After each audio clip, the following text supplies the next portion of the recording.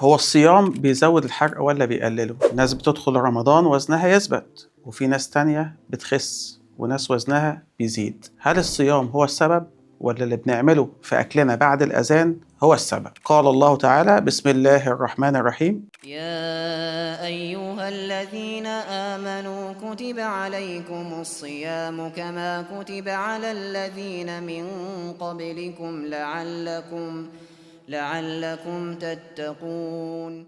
الآية الكريمة لو فهمناها صح هتغير شكل رمضان عند ناس كتير. ربنا ما قالش الصيام عشان تجوع ولا عشان تتعب ولا عشان جسمك يضعف، الهدف كان أوضح من كده بكتير: لعلكم تتقون. والتقوى مش كلمة دينية بنقولها، التقوى سلوك يومي. التقوى في الأكل إنك ما تسيبش شهوتك هي اللي تسوقك، ولا عينك هي اللي تختار، ولا المزاج هو اللي يقرر. التقوى إنك تعرف إمتى تدخل أول لقمة وتعرف إمتى تقف، حتى لو الأكل قدامك وحتى لو نفسك فيه. عشان كده الصيام مش ضد الجسد، الصيام بيعيد تربية الجسد بيعلمه إيه؟ الصبر والتوازن والانضباط. والجسد اللي اتعلم الانضباط ما بيخافش وما بيخزنش وبيعرف يحرق صح. وده سر إن الصيام عبادة وفي نفس الوقت علاج حقيقي للجسم لو اتفهم واتطبق صح. يعني إيه الحرق أصلا؟ الحرق هي عملية فسيولوجية الجسم فيها يختار بيطلع طاقته من الدهون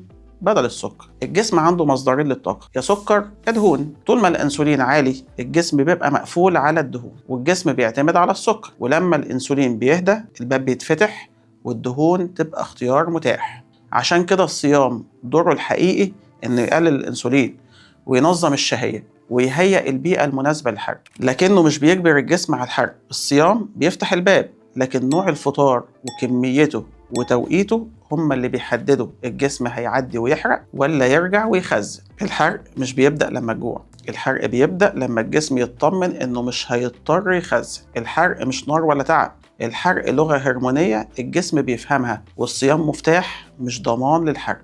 تعال بقى نتكلم عن الأنسولين. في وقت الصيام الأنسولين بيكون في أقل مستوياته، وده أفضل وضع يسمح للجسم يستخدم الدهون كمصدر للطاقة. أول ما نفطر الأنسولين لازم يعلى، وده شيء طبيعي، ولكن الفيصل الحقيقي إيه هي درجة الارتفاع. لو فطارك مليان سكريات ومقليات بيعمل قفزة حادة في الأنسولين، ومع القفزة دي الجسم بيوقف حرق الدهون ويدخل على وضع التخزين. وعلى العكس تماما الفطار المتوازن يرفع الأنسولين بهدوء ويسيب باب الحرق مفتوح من غير صدمة للجسم. الصيام بيديك المساحة وبيجهز البيئة، لكن الاختيار في لحظة الفطار هو اللي بيحدد النتيجة، إما تخزين سريع أو استمرار ذكي للحرق. الصيام فرصة كبيرة جدا للتخلص من الدهون، والفطار هو القرار. يعني إيه سعرات حرارية؟ السعرات الحرارية ببساطة هي وحدة قياس الطاقة اللي الجسم بياخدها من الأكل. الجسم ما بيعرفش إنك صايم ولا مفطر، هو بيحسب اللي داخل واللي خارج. عشان كده فكرة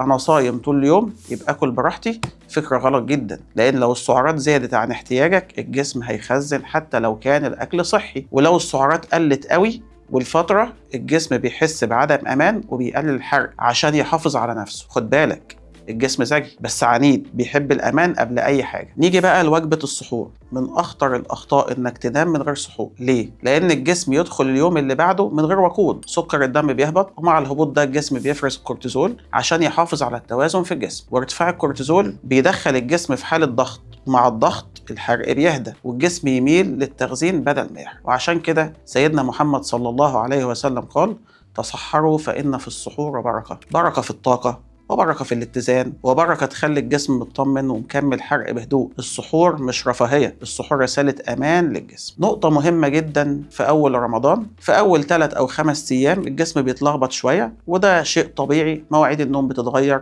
نظام الأكل مختلف، والهرمونات بتعيد ترتيب نفسها عشان تتأقلم مع الوضع الجديد. عشان كده ناس كتير تقول أنا أول أسبوع تعبان. تعب مش علامة إن الصيام مضر، بالعكس دي مرحلة انتقال. بعد الأيام الأولى الجسم بيبدأ يتأقلم والطاقة بتثبت والحرق بيتحسن تدريجيا. المهم ما تستعجلش النتائج، ودي فرصة لجسمك يرتب نفسه. قبل ما نمشي افتكروا اللي فهمناه النهاردة هيبان تأثيره بكرة. استنوني في حلقة جديدة من برنامج صيامك صح. ودلوقتي أسيبكم مع النظام الغذائي اليوم الأول. سلام عليكم.